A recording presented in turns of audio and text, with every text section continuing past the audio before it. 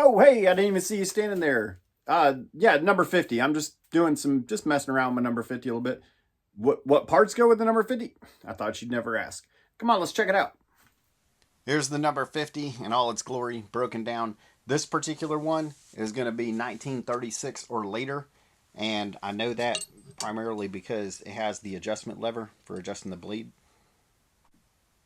And there are some other telltale signs that tell me that it's a later one, like the wooden handle, and we'll talk more about that later on in the video. But first things first, let me go ahead and cover some sources for this. I did get a little bit from Hans Brumner, and if you're not familiar with that, you can actually find a lot of this online, and then you can also pick up this book. And then also from Patrick Leach's Blood and Gore, which you can find at www.supertool.com. Just to verify a couple of finer points, I did get a little bit of info from my Stanley Rule and Level Company reprint, Catalog 26 from 1900.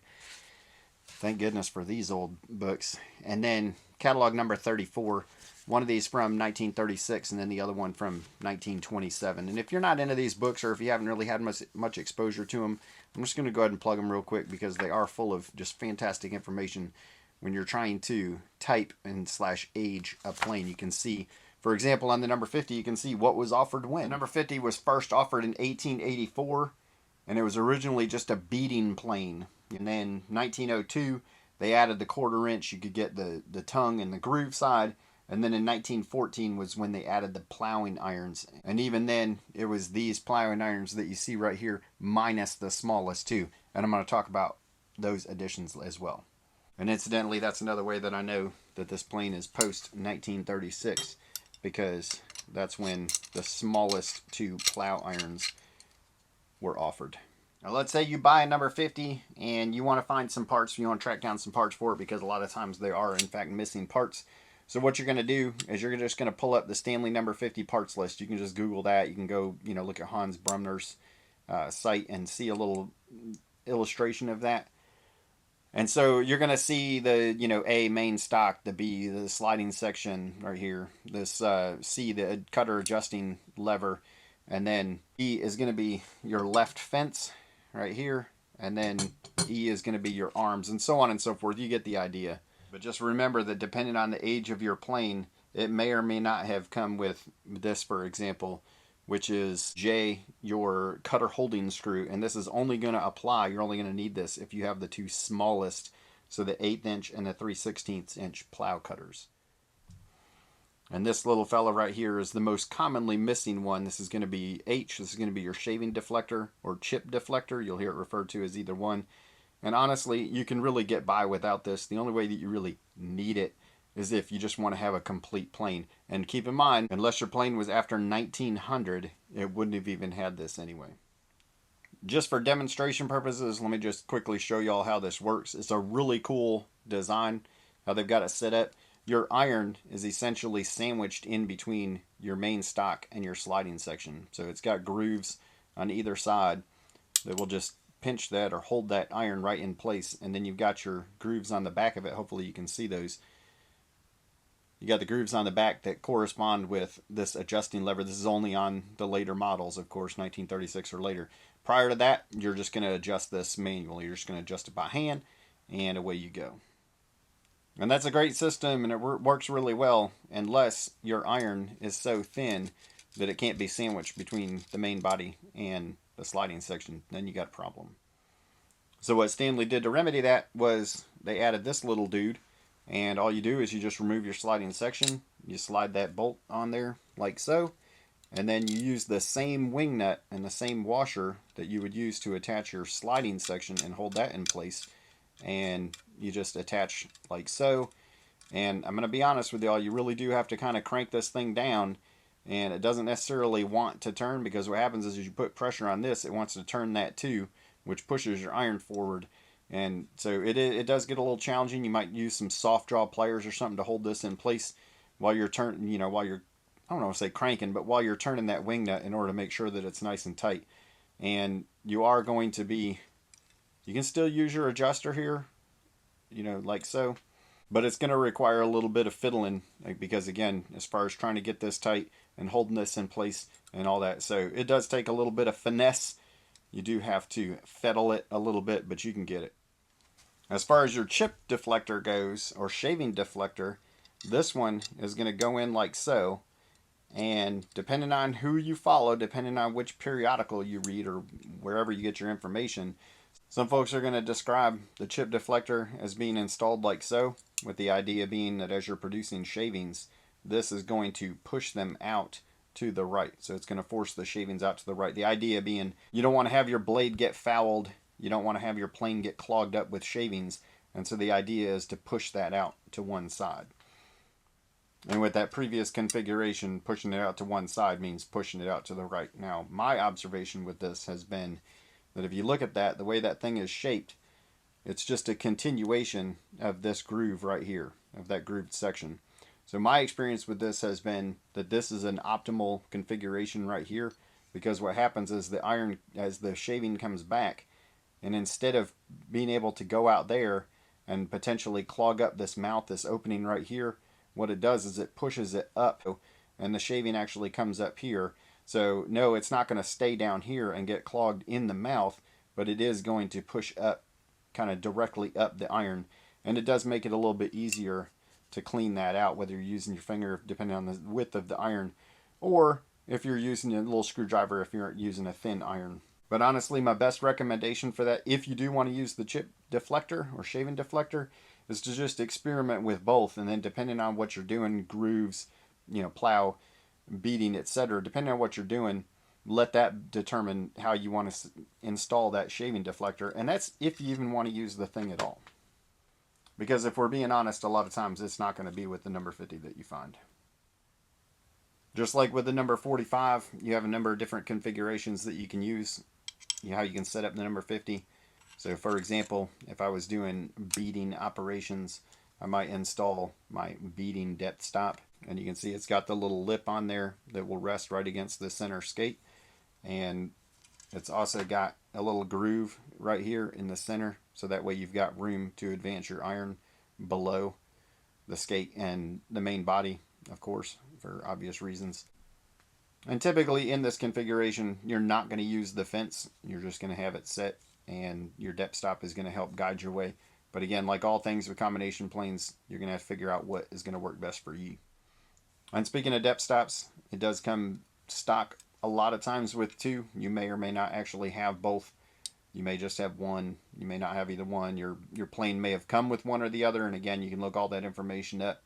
But here's the small one. Here's the beading stop. My experience as a parts dealer has been that this is the single hardest depth stop to find right here. And what's really cool is sometimes, like on the Sweetheart models, for example, it'll actually have the Sweetheart trademark etched onto that, which is pretty cool. But of course, those do command a much higher price. And incidentally, these depth stops are also interchangeable. Again, going back to that configuration discussion, as far as depending on which operation you're doing will determine where you put that depth stop. Much like the 45, this is my preferred depth stop. I do like it best, and I like it installed here on the left side. That's just my preference for when I use this particular light combination plane, but you're going to find what's going to work best for you. I would be remiss if I didn't tell you what this particular screw is for. Remember, we talked about on the thinner irons how you sometimes you got to, kind of crank on this wing nut a little bit in order to get that thing nice and tight, which is fine. But sometimes you'll run into a challenge where when you go to loosen this up and now you want to back the sliding section off, sometimes it might be a little hesitant to move on you. So what they did, Stanley added this little guy right here, and what that will do is gives you a way to actually mechanically force that sliding section away from the main body. And if you can't turn it by hand, you got your screw slot there. You can use a screwdriver for that. Pro tip, the number 45 screwdriver, number 55 screwdriver works really well with this plane as well. So for example, when you're messing with your spurs. And then if for some reason you run into an alignment issue where maybe your sliding section is kind of out of alignment, not parallel with your main body, you can also use this to adjust, because it'll move the back more so than it moves the front. And speaking of the little spurs, or you might call them knickers, right here you got them stowed, or I've got them stowed out of the way. They do install down here, obviously with the little nib or the pointed end facing out. This is for when you're working across the grain, i.e. you don't have a 46 or a number 39. When you're not using them, of course, you just stow them up out of the way up here. Now on the older models, you could actually move it up and out of the way, you know, much like the 45, how you can stow the spur completely out of the way on that. But as you see on the later models, and these are more user friendly as far as having some additional bells and whistles that you don't find on the older ones, they stow like that. In preparation for the video, I was just doing a little practicing with it, so don't judge me too harshly. I haven't cleaned these up yet, but for example, here's a bead in the end of the board, like so. And really I was messing with that chip deflector because I wanted to be able to tell you all accurately which way was better for it to face.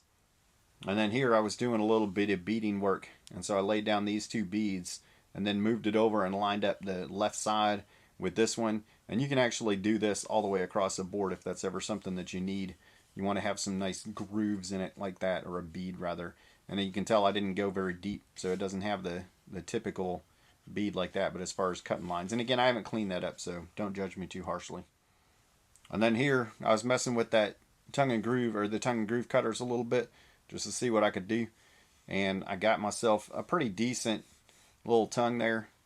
But just another pro tip, if you get into a situation where you have this, you know, kind of tear out right here, and it's not going exactly the way you want, whether it's because of grain or you were too heavy-handed, you know, you can always take your bench plane and just knock off the top of that in order to kind of reset yourself, and then you can go back to it, as long as you're not overly concerned about the overall width, or if you can recover that on the back end, etc., you'll be okay.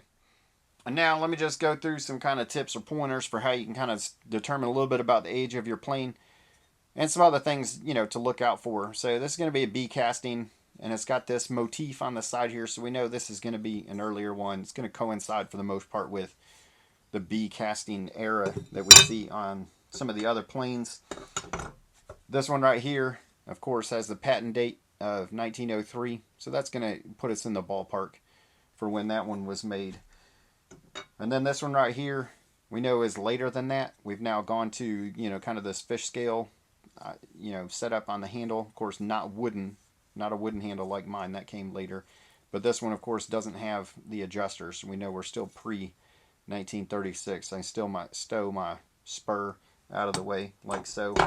This one is going to be a wartime edition. It is japanned. I guess nickel was pretty hard to come by during the war, so they went back to japanning. And incidentally, the very, very early ones, like your Type 1s, are going to be japanned as well. So they kind of brought that back. But we know that this is a later one, of course, no patent date. It's got the Stanley up here. It's got this adjustment, and then, or the screw rather, and then the blade adjustment, and then the wooden handle. So we obviously know this one's a much older one, as a much newer one, for all the reasons that we've already talked about.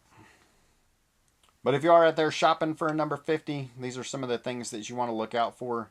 This skate or this center section being busted like that, or where the spur is installed. This is not, you know, a showstopper. It's not a deal breaker necessarily, unless you really want to be able to use your spur, and then that's, you know, you're doing a lot of cross grain work, then obviously that's not going to work. But this is still a functional sliding section that would work.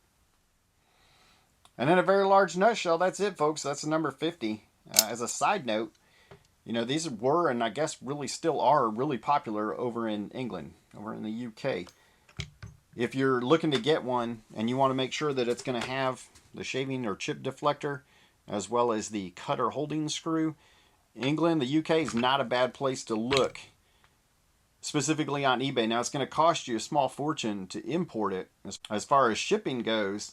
However, the money that you'll save over trying to buy one in the United States sometimes will be enough. Hey y'all, as always, thanks for watching. Appreciate it. And come on over into the comments and let me know what I missed, what I forget, or God forbid, what did I screw up. You know, let me know.